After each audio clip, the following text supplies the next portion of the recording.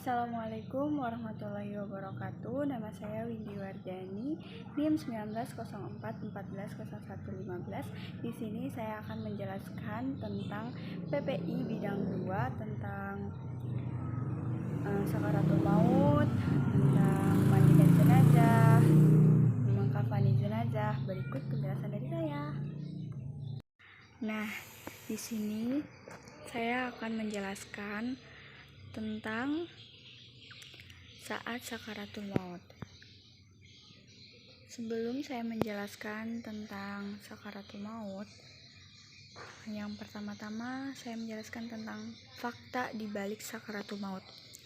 Sebelum merasakan kematian, manusia akan mengalami sakaratul maut, yakni keadaan roh akan terpisah dari jasad secara perlahan. Semua hal yang dirasakan selama proses tersebut tidak hanya dirasakan oleh jiwa, tetapi juga oleh jasad atau kondisi biologis manusia. Terdapat sebuah ayat Al-Quran yang menggambarkan dahsyatnya sakaratul maut, yaitu yang artinya, sekali-kali jangan apabila napas seseorang telah mendesak sampai ke kerongkongan dan dikatakan kepadanya siapakah yang dapat menyembuhkan, dan dia yakin bahwa sesungguhnya itulah waktu perpisahan dengan dunia, bertaut betis kiri dan kanan kepada Tuhanmu pada hari itu kamu dihalau. Quran Surah Al-Qiyamah ayat 26-30.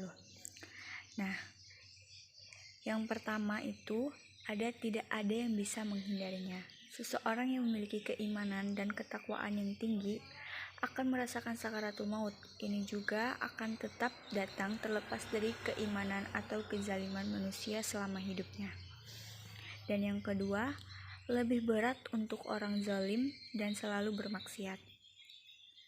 Dilansir NU Online, banyak ayat dan hadis yang menggambarkan betapa beratnya sakaratul maut, terutama bagi orang yang zalim dan ahli maksiat. Pada surah yang artinya, alangkah dahsyatnya sekiranya kamu melihat di waktu orang-orang zalim berada dalam tekanan sakaratul maut, sedangkan para malaikat memukuli dengan tangannya sambil berkata, keluarkanlah nyawamu. Di hari ini kamu dibalas dengan siksa yang sangat menghinakan, karena kamu selalu mengatakan terhadap Allah perkataan yang tidak benar, dan karena kamu selalu menyombongkan diri terhadap ayat-ayatnya. Quran Surah Al-An'am ayat 93. Dan yang ketiga ada penguji keimanan. Sakaratul maut tidak pernah bisa dipisahkan dari proses kematian, karena saat itu manusia akan diuji juga keimanannya, karena tidak hanya melihat malaikat tapi juga setan untuk menguji iman. Selain itu, sakaratul maut juga tidak pernah lepas dari yang namanya rasa sakit, persis seperti yang diucapkan Imam Al-Ghazali. Rasa sakit yang dirasakan selama sakaratul maut seperti menghujam jiwa dan menyebar ke seluruh anggota tubuh, sehingga bagi orang yang sedang sekarat merasakan bahwa dirinya ditarik dan dicabut dari setiap urat nadi, urat syaraf, persendian, dan dari setiap akar rambut serta kulit kepala hingga kaki. Tanda sakaratul maut telah mendekat. Yang pertama, napas semakin berat. Hal ini diungkapkan dalam surah Al-Qiyamah ayat 26 sampai ayat 30. Ini telah dibuktikan oleh dunia kedokteran. Secara medis, salah satu tanda bahwa kematian sudah dekat adalah mengalami pernapasan yang berat, yaitu napas tidak dalam yang berubah menjadi lebih cepat, lebih dalam, dan lebih tidak teratur. Bisa jadi terdapat jeda beberapa waktu di sela tarikan napas. Dan yang kedua, lelah dan mengantuk. Perubahan metabolisme tubuh membuat orang lebih tidak bertenaga, lelah, dan mengantuk. Seseorang akan menghabiskan lebih banyak waktu untuk tidur dan bisa jadi tidak sadarkan diri saat tertidur. Sebuah hadis dari Aisyah radhiyallahu anhu mengatakan bahwa dia bercerita menjelang ajal Rasulullah Shallallahu alaihi wasallam bahwa di hadapan Rasulullah ada satu bejana kecil dari kulit yang berisi air. Beliau memasukkan tangan ke dalamnya dan membasuh muka dengan seraya berkata, La ilaha illallah, sesungguhnya kematian memiliki sakaratul maut. Dan beliau menegakkan tangannya dan berkata menuju Rafiqil A'la sampai akhirnya nyawa beliau tercabut dan tangannya melemas. Hadis riwayat Bukhari.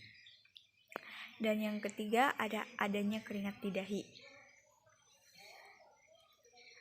Mengutip hadis dari Ibnu Buraidah bin Husayb yang artinya dari Ibnu Buraidah dari ayahnya bahwa ia berada di Khurasan, ia menjenguk saudaranya yang sakit. Ia menemuinya tengah sekarat dan dahinya berkeringat. Ia berkata, Allahu Akbar. Aku mendengar Rasulullah SAW bersabda, orang mukmin meninggal dunia dengan mengeluarkan keringat di dahinya.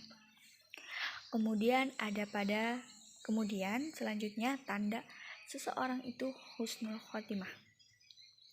Yang pertama, meninggal pada malam atau hari Jumat.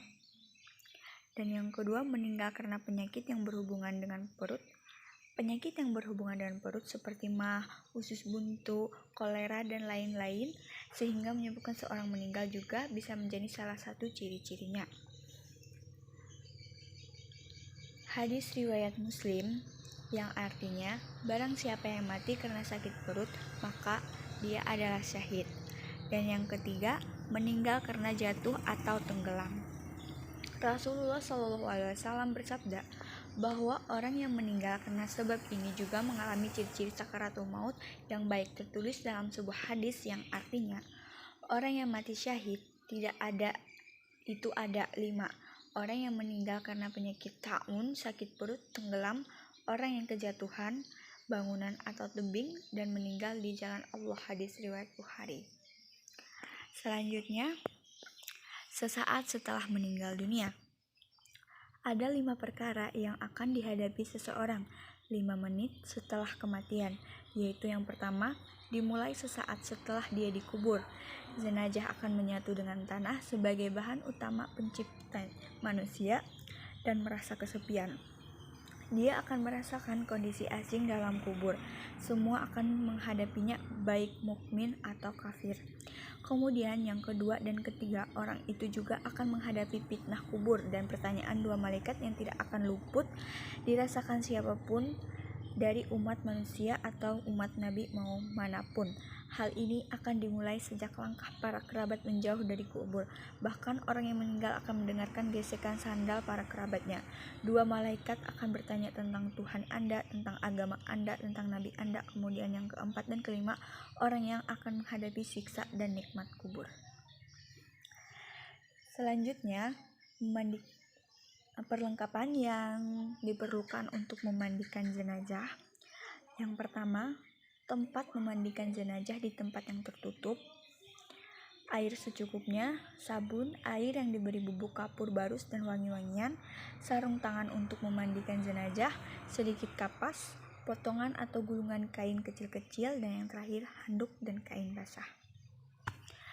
Kemudian ada pada adab memandikan jenazah.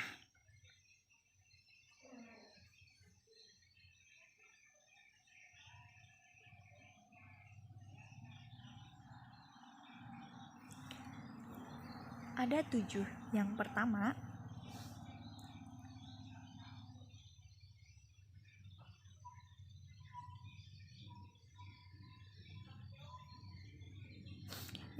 adalah memandikan jenazah di tempat yang terlindungi.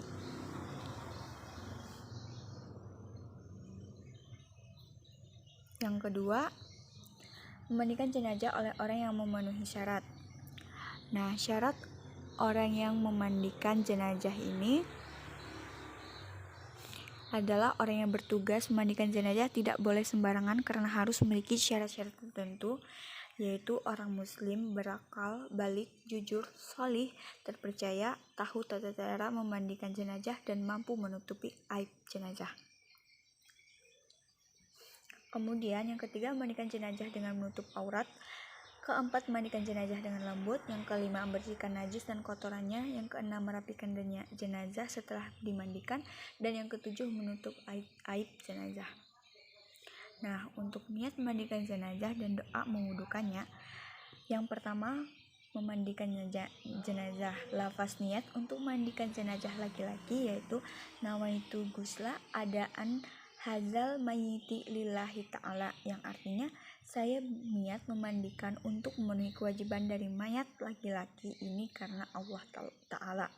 Dan untuk niat memandikan jenazah perempuan yaitu nawaitu ghusla adaan hazihil mayyitati lillahi ta'ala, yang artinya saya niat memandikan untuk memenuhi kewajiban dari mayat perempuan ini karena Allah Ta'ala. Nah, bacaan niat untuk mewudukan jenazah yaitu untuk jenazah laki-laki,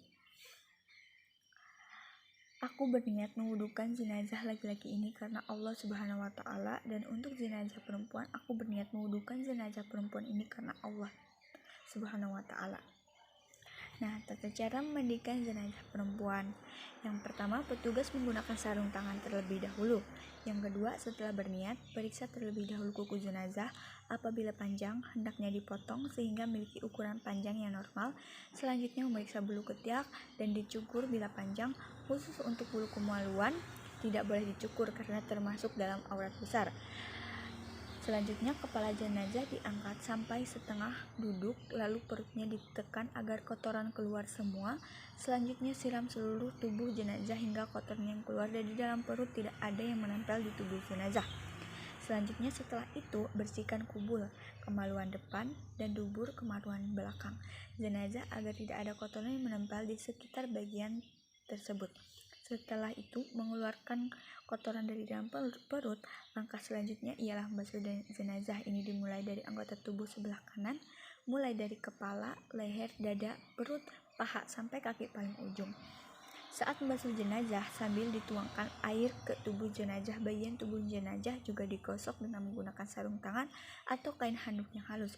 Pastikan saat menggosok badan jenazah tidak dilakukan dengan kasar atau keras, melainkan dengan lembut. Kemudian memandikan jenazah boleh dilakukan lebih dari satu kali, tergantung kebutuhan dan kebersihan yang terasa. Setelah jenazah dimandikan, kemudian petugas mewudui jenazah tersebut sebagaimana wudhu yang biasa dilakukan sebelum sholat. Namun, petugas tidak perlu memasukkan air ke dalam hidung dan mulut jenazah, tetapi cukup membasuhi jari yang dibungkus dengan kain atau sarung tangan. Lalu digunakan untuk membersihkan bibir jenazah, menggosok gigi dan kedua lubang hidung jenazah hingga bersih.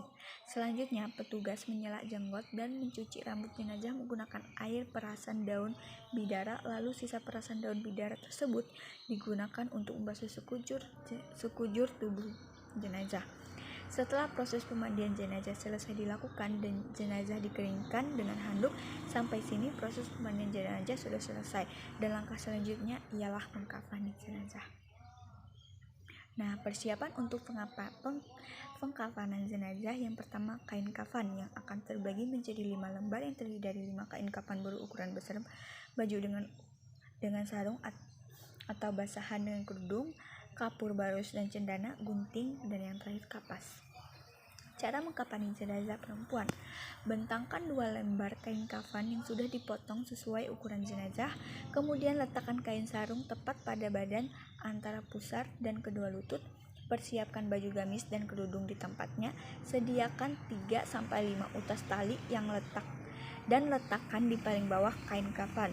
Sediakan kapas yang sudah diberikan wangi-wangian yang nantinya diletakkan pada anggota badan tertentu. Setelah kain kafan siap, lalu angkat dan baringkan jenazah di atas kain kafan. Letakkan kapas yang sudah diberi wangi-wangian tadi ke tempat anggota tubuh seperti hanya pada jenazah laki-laki atau perempuan ya. Yang selanjutnya, selimutkan kain sarung pada badan jenazah antara pusar dan kedua lutut. Pasangkan baju gamis berikut kain kerudung. Untuk yang rambutnya panjang bisa dikepang menjadi 2 atau 3 dan diletakkan di atas baju gamis di bagian dada. Selimutkan kedua kain kafan selembar demi selembar, mulai dari yang lapisan atas sampai paling bawah. Setelah itu, ikat dengan beberapa utas tali yang tadi telah disediakan. Nah, sekian dulu penjelasan dari saya tentang sakaratul maut, memandikan jenazah, mengkafani jenazah. Sekian dulu. Terima kasih. Wassalamualaikum warahmatullahi wabarakatuh. Bye-bye.